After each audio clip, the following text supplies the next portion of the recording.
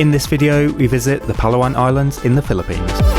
With its stunning limestone cliffs, crystal clear waters and diverse marine life, Palawan has been recognised as one of the world's most beautiful islands. Whether you're an adventurer, beach lover or simply looking for a relaxing escape, Palawan has something to offer for everyone. Join us as we explore some of the sights and activities Palawan has to offer. We start our adventure in El Nido after catching 2 flights in the day, one from Cebu to Coron and another to El Nido. Our plan was to spend the evening in El Nido before then catching a 3-day adventure boat trip which would end up back in Coron. We thought it would be a good way to get off the beaten path and explore some remote areas while still being able to see some of the main sites. The tour company we booked with also had some really great reviews online, so we thought it was worth a go. After making our way to board the boat, we were given the itinerary for the next few days, which would be a good mix of relaxation, underwater adventures and beach activities.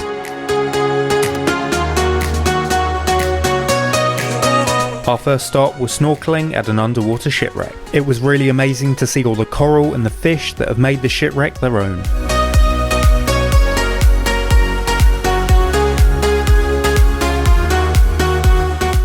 The next island provided a great opportunity to stretch our legs and experience the pristine white sand. After that, it was time for lunch, and what an amazing selection it was. In fact, all the food throughout this boat tour was simply amazing. Our next stop was just off a private island and a chance to do some more snorkelling. For this stop, we decided to take a cruise in the kayak.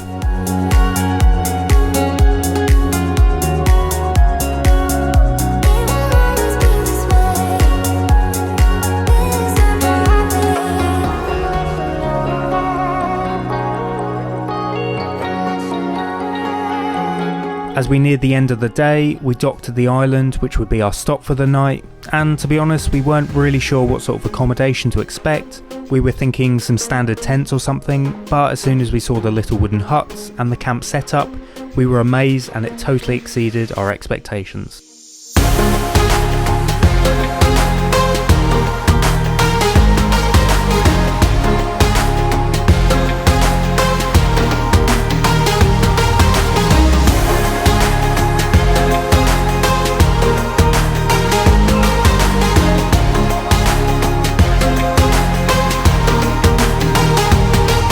We felt it was the right balance of amenities in that you had everything you needed for a comfortable stay, but it didn't feel like a hotel by the beach, if you know what I mean. It was a perfect end to the day as we watched the sun set, had some delicious food and sat in front of the fire.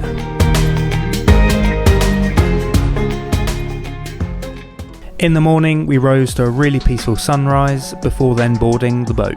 By this point in the tour, we got into quite a good routine of relaxing and sleeping in between our stopping points. I think the crew did a really good job with the route as each stop was never more than 2 hours apart, a good amount of time to relax. The next stop, which was called Double Nueve, provided a great chance to do some cliff jumping.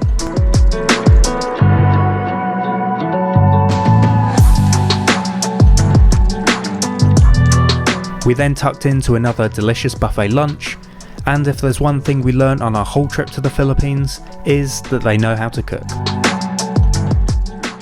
During lunch, we were told the next stop would be the best place to do some snorkelling and see a diverse range of marine wildlife. It didn't disappoint, it was such an amazing sight.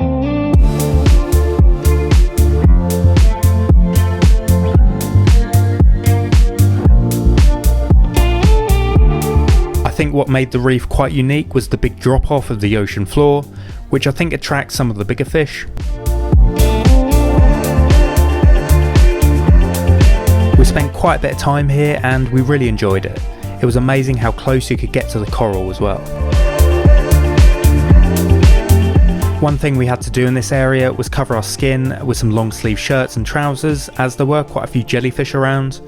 The crew were really good actually as they had loads of items we could borrow. I think I got stung a couple of times, but to be honest, it really wasn't that painful and you barely notice it.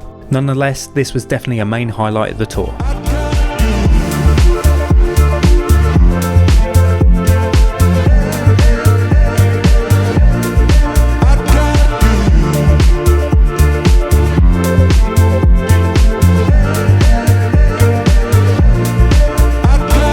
After that, we would then visit a local village, giving an insight on what island life is like. There was also a school and a daycare nursery, and I think the children from nearby islands come here to get a basic level of education up to a certain age. It was a really interesting experience.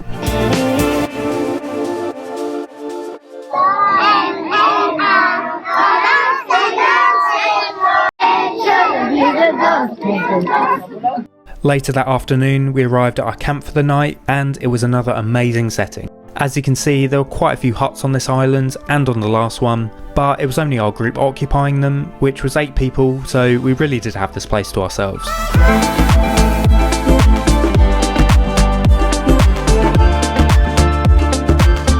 It was another amazing end to the day as we watched the sunset and sat in front of the fire.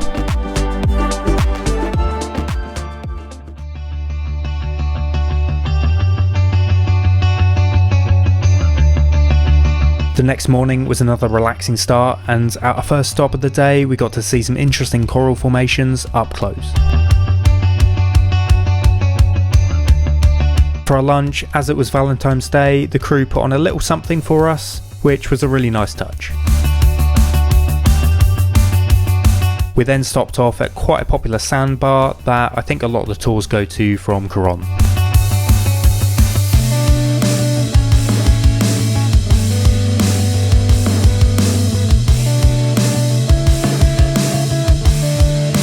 Our final stop of the tour would be another underwater shipwreck, and this one was much further down, so it was quite hard to get close.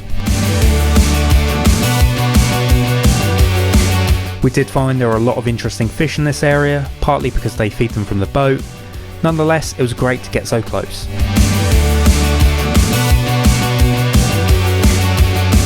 And that would be the end of our boat tour, and as we cruised into Coron, we were really pleased with the last few days. I really recommend this tour to anyone. I'll leave a link to the tour company in the description below. The next day we decided to explore downtown Coron and hike up to the viewpoint from Mount Tapyas. It was quite a few steps to get to the top, but the views were really nice.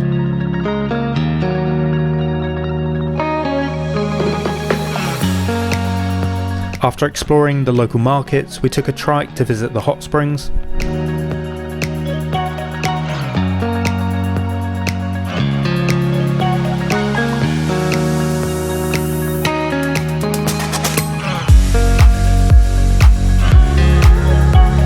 It was a nice place to relax, but to be honest, the water was so hot and it's not what you need in the afternoon sun. I think even those more familiar with the warm weather said it was far too hot.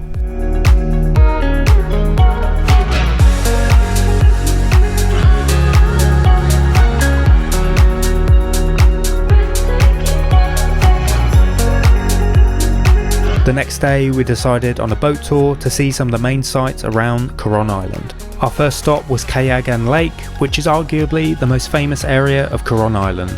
As we arrived, we couldn't quite believe how clear and blue the water was.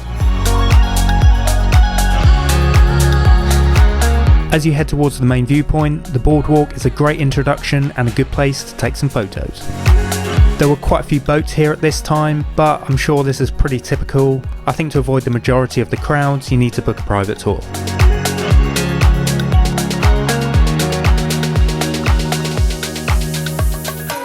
After seeing the main viewpoint, we then headed to the lake.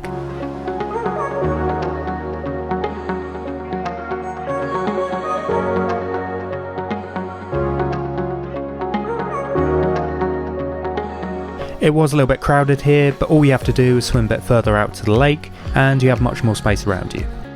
You do have to wear a life jacket here, which makes it a little bit tricky to get some nice photos.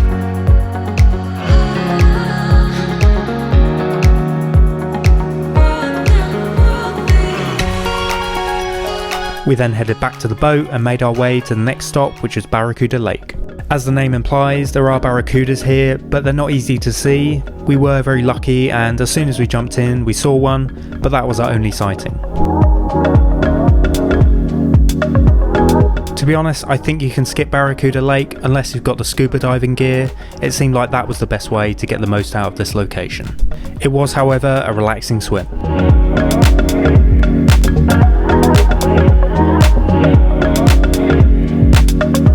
We then stopped off at a beach for lunch. The scenery was really nice here as well.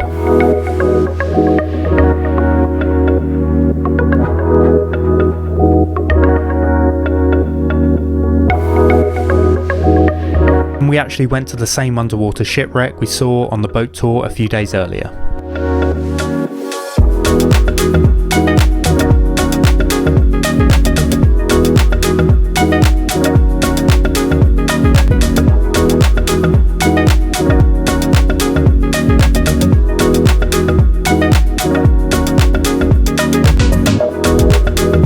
We also got the chance to stop off at some smaller islands. Our final stop was the Twin Lagoon, another popular spot.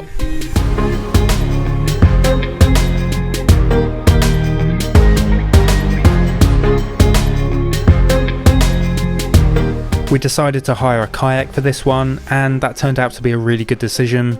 You can see so much more of the lake this way, and you can get lots of nice photos of you in the kayak. We then headed back to Coron town, and that would be our final evening in Palawan. The next day we flew to Manilla, where we would get our flight to London the day after. We chose to get to Manila a day earlier, as we heard the flights from Palawan can often be delayed, and we didn't want to run the risk of missing our main flight back home. So we had a day to explore Manila, and I don't think it's somewhere many tourists go, and to be honest, we didn't know what to expect. We ended up exploring the old town and visiting Fort Santiago, and it was interesting to learn about the history. Other than that, we just explored the area close to our hotel and enjoyed some more food. I would recommend to maximise your time elsewhere in the Philippines, but if you have a day between flights like we did, I think it might be worth it. And yeah, that wraps up this video. I hope it gave you a little insight into what it's like visiting the Palawan Islands.